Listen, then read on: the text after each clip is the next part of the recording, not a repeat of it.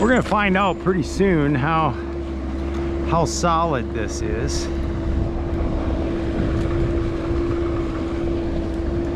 So this is a bowline with a Yosemite finish. Before you dress it and set it, you just flip the Yosemite in there, and it's all nice and nested and neat. It doesn't take any time. Just make it your habit.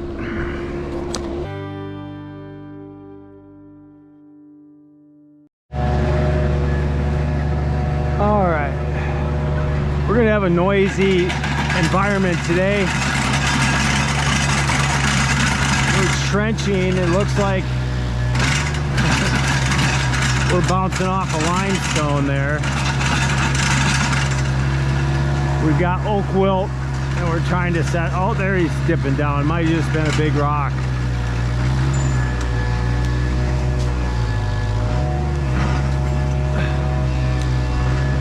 So we're running a trench today, and we're taking down a couple of trees. So we're multitasking at this job site.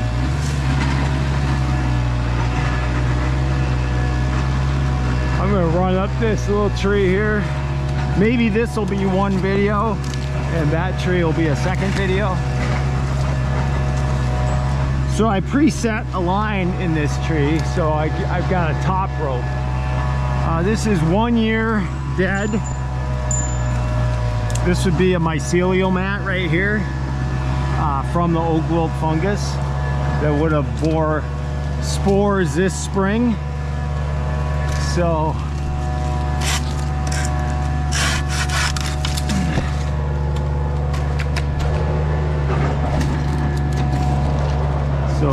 not a lot. I don't have an alternative tie-in on this tree.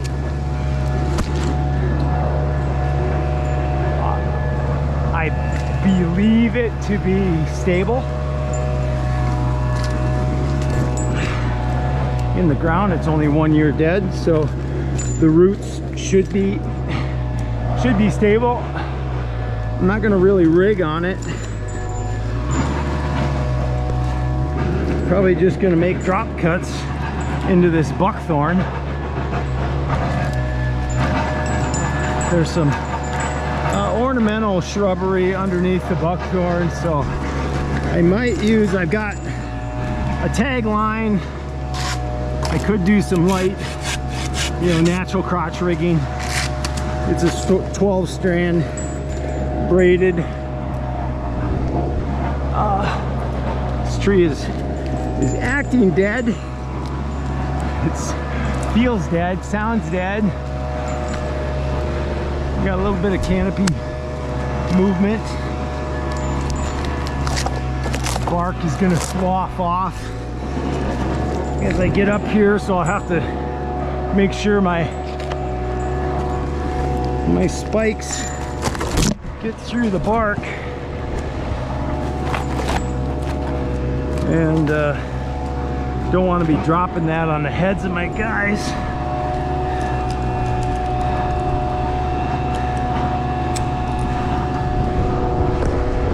Get my lanyard on here. Got a little bit of a breeze. We're right near the property line, so if the neighbor is home and watching, we don't want to look like I'm just being reckless.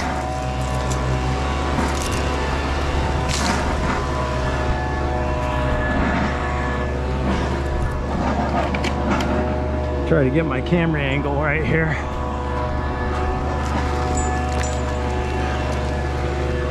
I only have one camera on today. A lot of times I wear two. I'm gonna get my lanyard underneath my rope.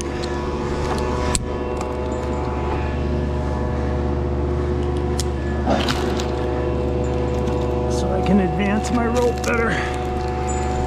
All right. I'm not gonna jostle around a lot. I could leave this on just as a little ballast.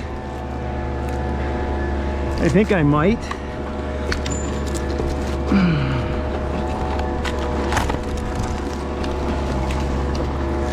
Which means I gotta flip this around it. You know, on dead trees, there's something to be said for the harmonics of a tree. And the lower branches kind of create a dampening effect. So I've got, you know, a more brittle top. This red oak, though, 1 year after we got 2-line chestnut borer, secondary pest.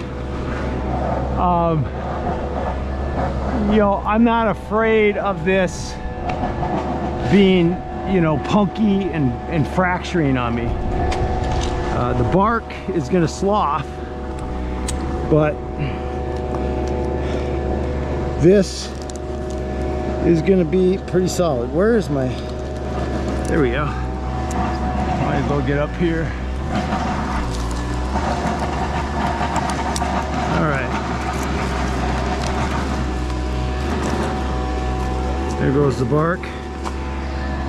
I could just drop that right down there in that buckthorn.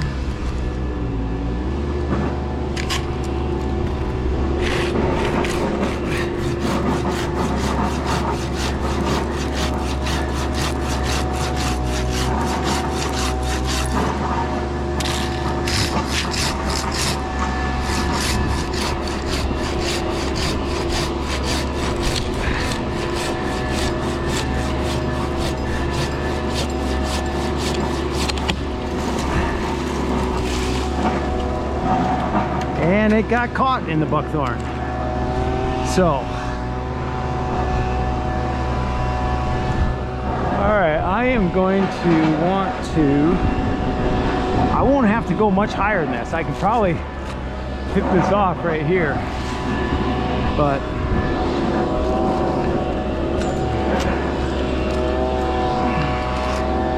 I'm gonna get this off.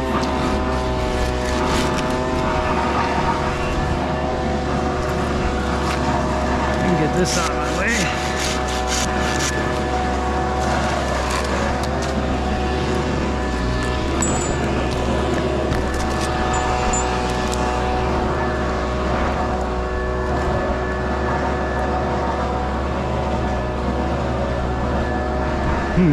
I'm probably just gonna, you know, tiptoe up here into this smaller diameter stuff.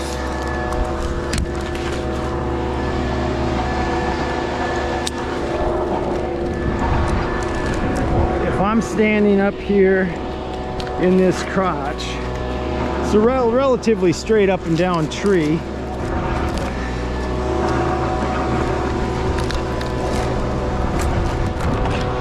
I get up here.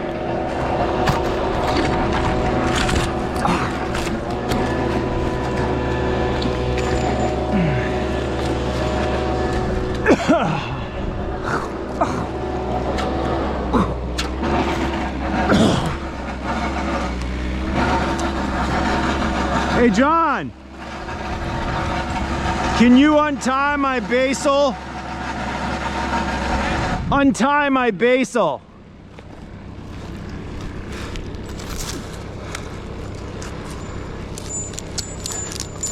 I want that canopy anchor up here. Yeah, untie it. No, it's tied over behind. Keep walking into the woods. Into the woods. John. Right there. Follow the rope. Right there. Oh. Follow the rope.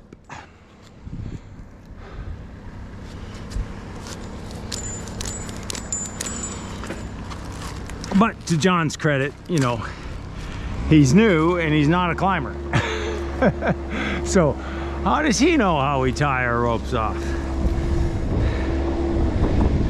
I'm definitely not going to have him tie my rope back on. You got to earn your stripes before you tie my anchor on. But I'm going to canopy anchor here. Suppose I could just take this off. Now we're gonna take this. We're gonna go inside.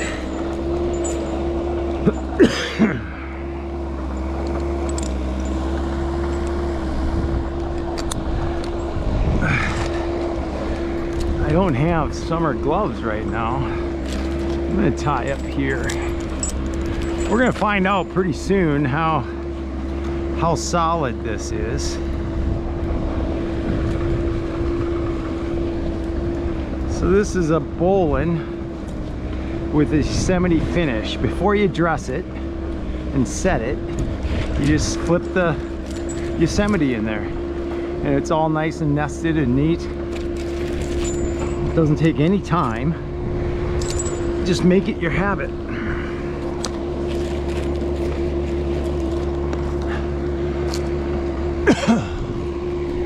All right. Let's look here. Got a little sawdust in my mouth. Now I could, you know, I oftentimes reach above in the tree. You know, they say don't reach above, don't cut above your shoulders, right? You know, on the ground with longer saws, don't cut it. I often cut above my shoulders with my saws here. Now, what does that do? It's far away from my stuff. Like if I'm cutting here, I'm right by my stuff. If I cut up here, I'm not by my stuff. Now this one, I'm gonna kind of slash cut, and it's gonna bounce off that hickory probably and go straight down butt first.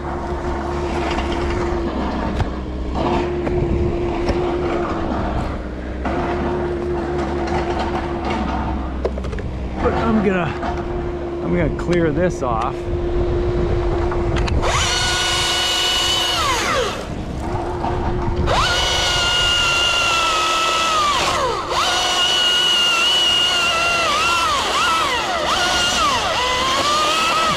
Now I want that to fall a little bit into that, but I'm gonna stay on the cut.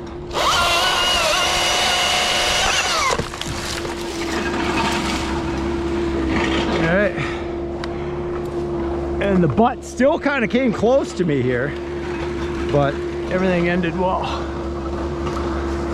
Was not a heavy piece. Okay, I think I'm gonna drop this off. And we're gonna angle this right that way. Okay, John, watch out. Stand clear.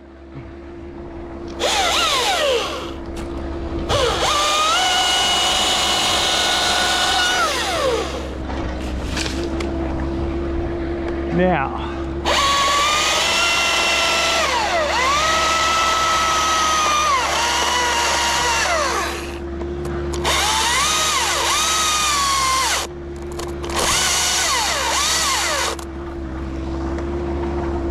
might not be front heavy. I'm just gonna finish that with my handsaw because I do not reach over my chainsaw.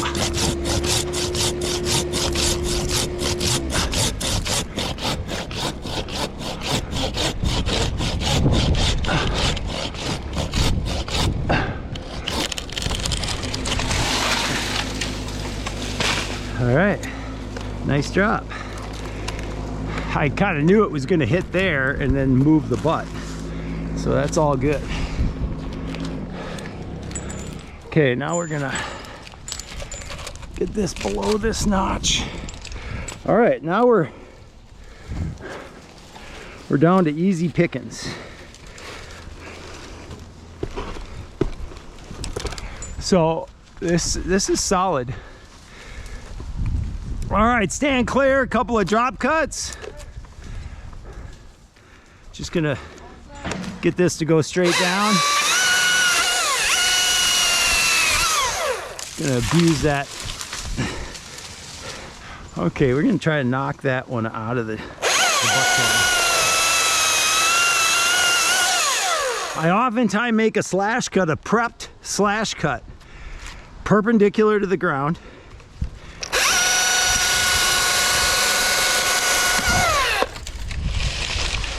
and then it falls into that curve. And so the branches above my head kind of get a little farther out in front. And then it went relatively straight down, but the branches were out here away from me. All right, coming at ya. Coming under quick.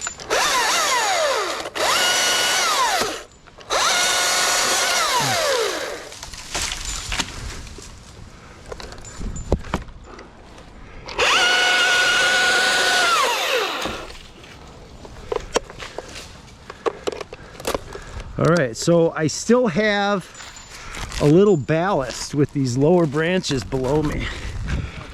It would be even shakier up here if I didn't have these two branches on that are below me. So I took some off that were kind of going to be in my way directionally, but just having these two branches on here, you would not believe how much ballast this adds. As this trunk is shaking, these kind of help balance it. All right, now we're gonna get a pretty good look at what this wood looks like underneath here.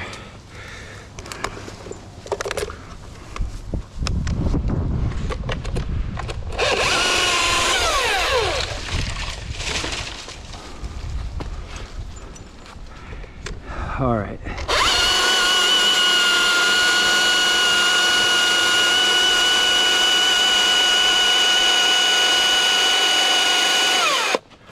Now I came at that away from my ropes.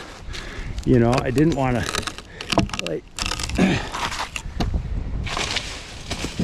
I didn't want to get, you know, be cutting right here next to both my ropes. That'd be ridiculous. Could have put my other side of my lanyard on too if I wanted to be triple protected. All right, now I'm below these two nubs. I can just make a brake cut here and I'll be plenty safe.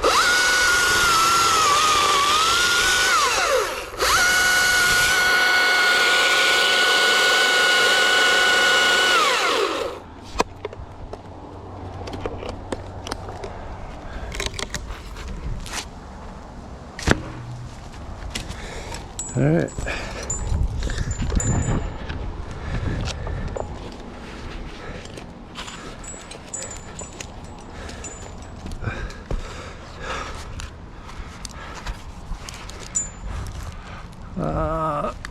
Okay, I gotta watch out for my spikes coming out of here. Now, you can't feel it, but this trunk is just shaking. And it's not because I'm shaking in fear. It's just these trunks just move a lot once there's no ballast. Here's my last point of ballast. I'm just gonna use my handsaw on this because I'm so close to my stuff.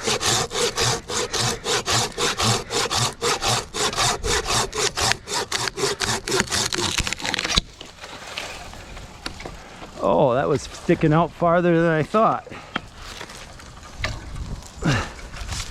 Stand clear. Oh, come on out of there, you devil.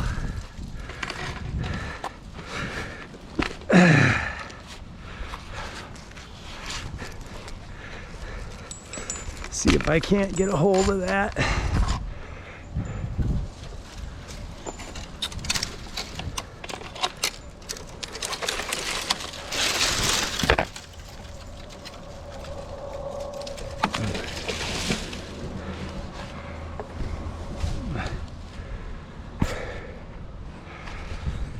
Gonna take a step up just a little farther. Get this below there. All right, I think I'm gonna put this right down there. That buckthorn's already damaged a little bit.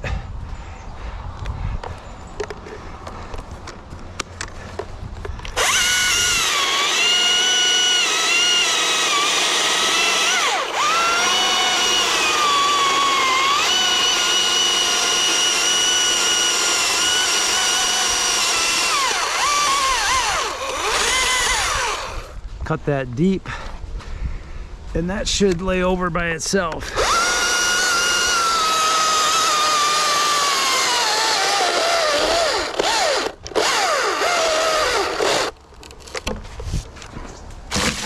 Oh, hit the wrong buckthorn.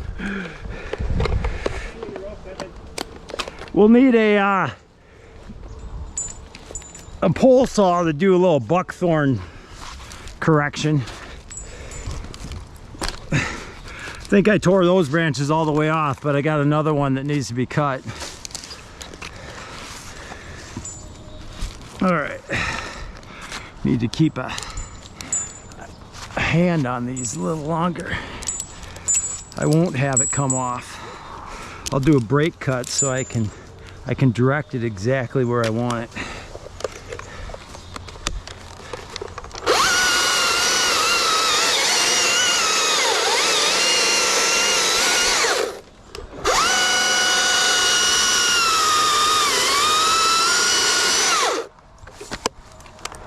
Usually about 3/4 inch overlap on this deadwood. All right, I got that branch off, broke cleanly.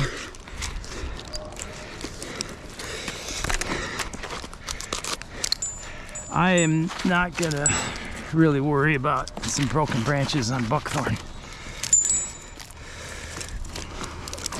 I'm kind of racist against buckthorn.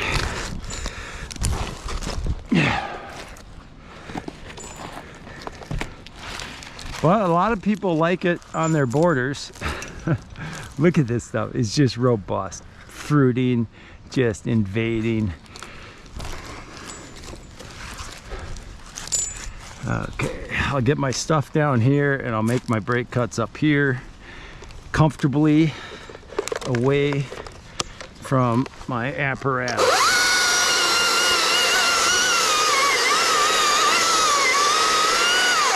You make your second cut always underneath.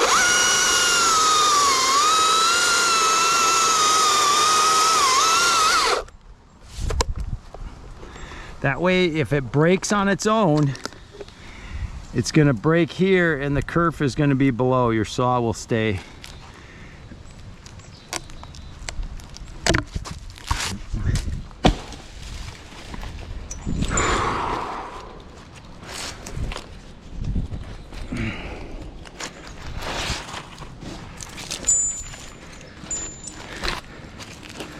Okay, so this was a 1.5 year dead tree. It climbed just fine all the way to the top. It was solid.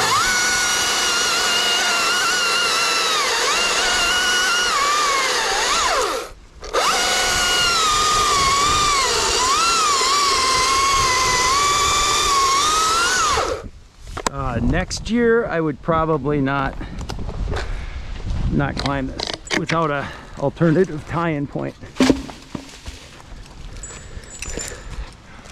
I could tie in that hickory, you know, it'd be wishy-washy, but it could work. And I could tie into that hickory and that cherry behind me, and then I could lean on the cherry, and the hickory would just be like a slowdown factor. If I came off, it would flex, but it would lower me to the cherry. If you got an alternative tie-in point that's like way far away like that, if the tree were to fail, you'd be, you know, swinging a long way. Then I like to pick another opposing tree to tie between.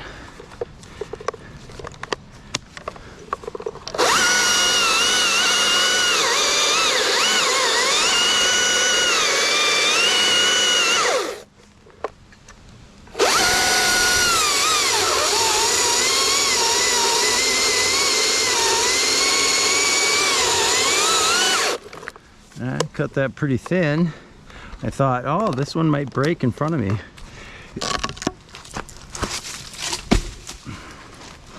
But it didn't. But you know, just as an example, if I was cutting there and it broke, my saw stays. If I'm cutting above and it breaks, my saw gets taken with the piece. You want to be caught in this curve, not this curve.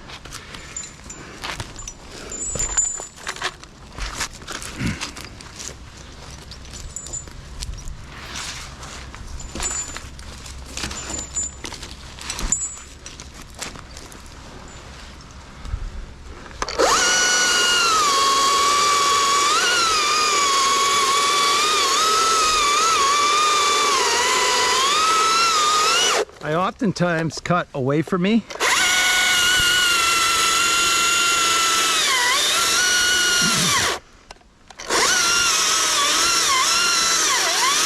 Just as a,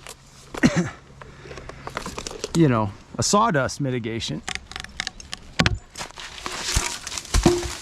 Oops.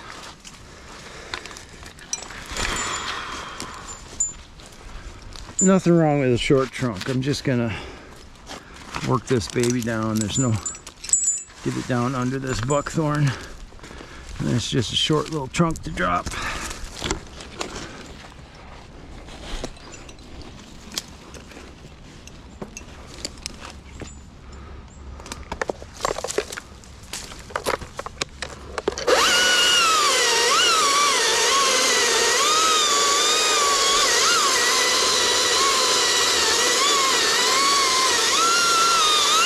Sun's probably in the camera's face.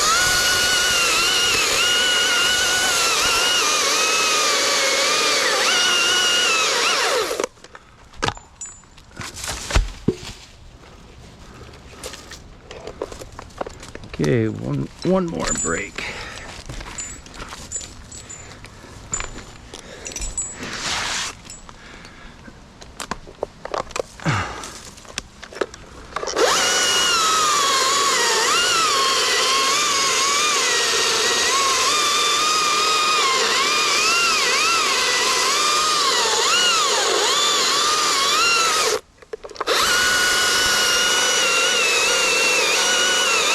That one nice and thin because I want to just break it over this way. All right, now they can just lay that down in there. Now there's that little, oh, that's just a box elder. This is just, some of this just box elder. I thought it was ornamental bushes. This is box elder.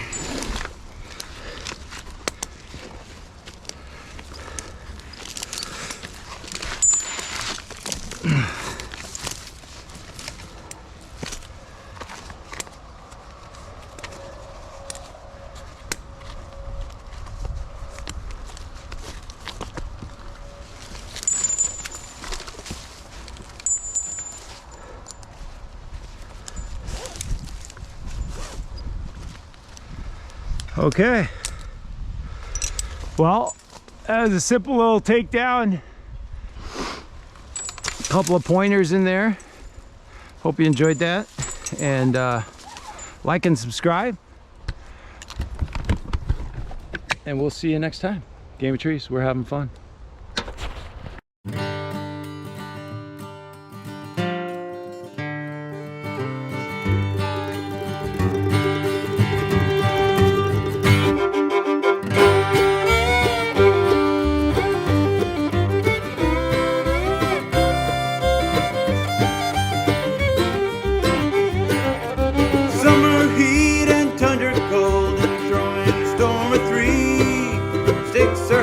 There's always a risk when you're playing the game of trees.